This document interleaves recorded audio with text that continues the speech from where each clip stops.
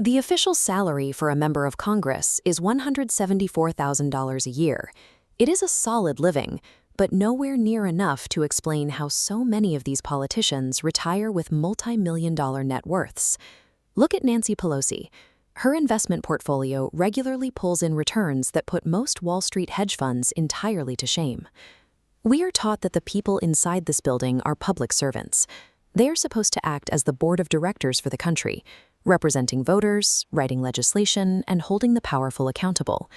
To see where the money actually comes from, we have to look past the high school civics lesson and track the actual daily routine of a modern lawmaker.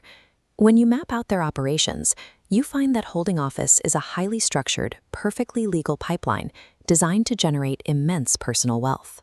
Most voters assume their elected representatives spend their days sitting in a room meticulously drafting legislation to solve the country's problems. This chart shows the reality. Politicians are hopelessly understaffed, and they spend an estimated 20 to 30 hours every single week doing nothing but dialing for dollars and fundraising to survive their next election.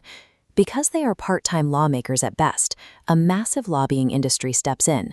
Over $10 million is spent every single day by professional persuaders who fund the research and hand congressmen fully written bills that just need a signature. This dynamic explains how defense contractors end up writing their own military budgets, and how Big Pharma easily inserts legal clauses that block Medicare from negotiating the prices of prescription drugs. When lawmakers completely rely on special interests to write the bills and fund their campaigns, public legislation effectively becomes a privately funded service. While they pass those corporate-authored bills, lawmakers maintain a highly lucrative side hustle. They are legally allowed to trade stocks in the exact same industries they directly oversee and regulate. Look at January 2020. Right before the global lockdowns, politicians like Senator Richard Burr sat in closed-door intelligence briefings about the incoming virus and made massive stock trades right before the market crashed.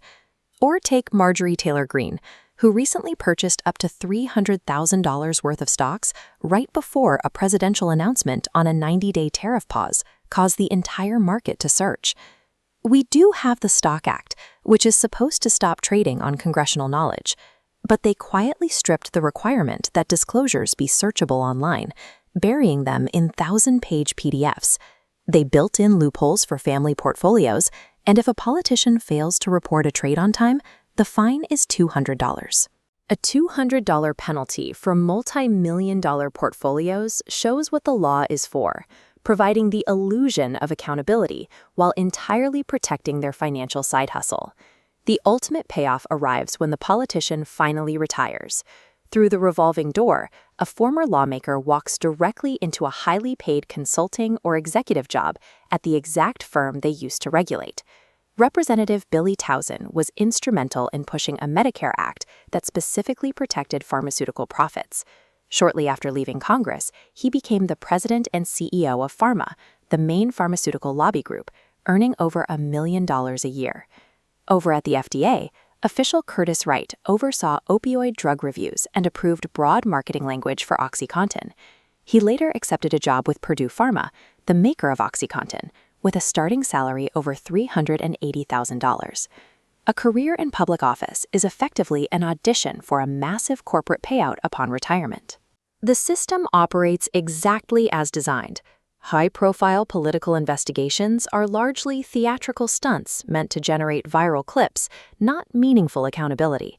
This graph shows a way to actually leverage that reality. There are ETFs, like the Nance Fund, that specifically track and mirror the insider trades of Congress members, regularly beating the standard market indices. Assuming the people at the top are looking out for you while you grind out a 40-hour workweek is a psychological trap. They are playing a different game entirely. That is why we built Career Compass.